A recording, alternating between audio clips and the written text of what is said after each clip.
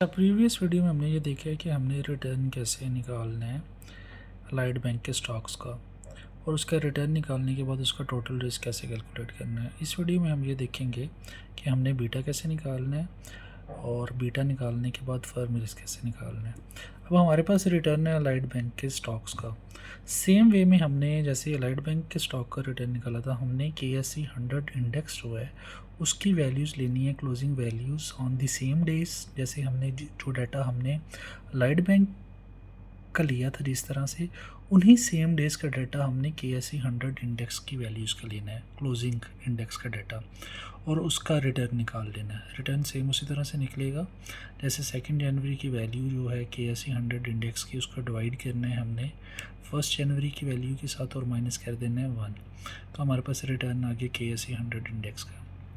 अब हमने रिग्रेशन लगानी है। रिग्रेशन में आपको पता है एक वाई वेरिएबल होता है और एक आपका एक्स वेरिएबल होता है। वाई वेरिएबल यूजुअली जो होता है वो उसको हम कहते हैं डिपेंडेंट वेरिएबल को, और एक्स वेरिएबल हमारे होते हैं इंडिपेंडेंट वेरिएबल्स। अच्छा, अब हमारे इस वाले केस में जब हम रिग्रेशन लगाएंगे तो हमारा वाई वेरिएबल होगा अलाइड बैंक, क्योंकि अलाइड बैंक जो है उसके जो रिटर्न्स हैं या जो उसकी वैल्यू है वो डिपेंड कर रही है बेसिकली KSE 100 इंडेक्स की परफॉर्मेंस पे, जो कि पूरी मार्केट को रिप्रेजेंट कर रहा है। इसलिए जो आपका वाई है वो दैट इज़ अलाइड बैंक, जो कि डिपेंडेंट वेरिएबल, और इंडिपेंडेंट वेरिएबल इस केस के अंदर आपका एक्स वेरिएबल जो है वो KSE 100 इंडेक्स है। सो कैसे करते हैं रिग्रेशन, आपको पता है कि डाटा एनालिसिस में जाएंगे। डाटा एनालिसिस में जाने के बाद रिग्रेशन को सिलेक्ट करेंगे और इधर हमारे पास दो रेंजेस आ गई। वाई रेंज में वाई वेरिएबल जो कि आपका रिटर्न है अलाइड बैंक का, और एक्स रेंज के अंदर आपका आ गया KSE 100 इंडेक्स का रिटर्न।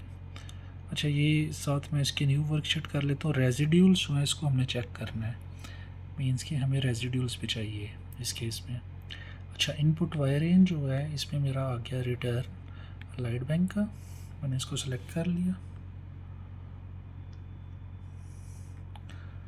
और एक्स रेंज में मेरा आ जाएगा रिटर्न KSE 100 इंडेक्स का। इसको भी मैं सिलेक्ट कर लेता हूँ सारी वैल्यूज़ को। सिलेक्ट करने के बाद अगर तो आपने लेबल्स दिए हैं इधर तो लेबल्स को चेक कर लें, नहीं तो आपको वैसे ही पता है कि आपका एक्स वेरिएबल कौन सा, वाई वेरिएबल कौन सा, उसका नाम आपने रखना है, जो भी वो स्टॉक का नाम ही होगा उसका। अब इसको मैं ओके करूँगा तो मेरे पास रिज़ल्ट्स आ जाएंगे। अब देखिए मेरे पास ये वाले रिज़ल्ट्स आ गए। अब इसकी जो इंटरप्रिटेशन है वो मैं कर सकता हूँ। अब मेरे पास जो एक्स वेरिएबल है उसका जो कॉफिशेंट है उसको मैंने देखना है। कॉफिशेंट की वैल्यू कितनी है, ये 1.27। ये जो मेरे पास एक्स वेरिएबल की कॉफिशेंट की वैल्यू है बेसिकली ये बीटा है मेरा, ठीक है। सो मेरे बीटा की वैल्यू कितनी आई है कॉफिशेंट की, एक्स कॉफिशेंट की वैल्यू आई है 1.27। ये मेरा बीटा है। इसकी पी वैल्यू देख लें 3.86E-11, इसका मतलब है कि ये सिग्निफिकेंट है, ठीक है। सो मेरा ये जो बीटा है ये सिग्निफिकेंट है, क्योंकि डेफिनेटली डाटा में को रिलेशन काफ़ी हाई है इंडेक्स वैल्यू में और अलाइड बैंक के स्टॉक की वैल्यूज़ में, इसलिए पी वैल्यू बड़ी स्मॉल है। और आपने देखना है ये देखिए आर वैल्यू कितनी हाई है, 0.72 है। सो अब बीटा से क्या मुराद होती है, बीटा बेसिकली मार्केट रिस्क को शो करता है। अगर आपका बीटा 1 आए तो इसका क्या मतलब होता है कि आपके स्टॉक जो हैं वो सेम लेवल पे वोलेटाइल हैं जिस लेवल पे मार्केट वोलेटाइल है। अगर 1 से ज़्यादा तो इसका क्या मतलब है आपके स्टॉक्स जो हैं मार्केट से ज़्यादा वोलेटाइल हैं, और अगर 1 से कम है तो इसका क्या मतलब है कि आपके स्टॉक मार्केट से कम वोलेटाइल है। और 1 का मतलब है कि same volatility as the market. So इसका क्या मतलब है कि अलाइड बैंक जो है ये ज़्यादा वोलेटाइल है as compared to the KSE 100 index market. अच्छा, अब देखें रेजिड्यूल्स भी आ गया मेरे पास। मैंने कहा था ना कि रेजिड्यूल्स को भी आपने चेक करना है, तो रेजिड्यूल्स की वैल्यू भी आ गई है। ये बीटा रिस्क तो हमारा आ चुका है जो कि कॉफिशेंट था एक्स का, ये बीटा रिस्क था आपका,